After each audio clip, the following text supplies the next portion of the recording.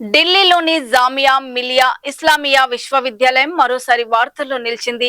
CAA, NRC నిరసనల సందర్భంగా జామియా లైబ్రరీలోకి పోలీసులు ప్రవేశించిన ఘటనకు సంబంధించిన వీడియోలు సోషల్ మీడియాలో విస్తృతంగా షేర్ అవుతున్నాయి.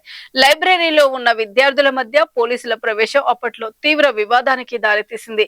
ఈ వీడియోలు మళ్లీ వైరల్ కావడంతో జామియా ఘటన మరోసారి చర్చనీయాంశంగా మారింది.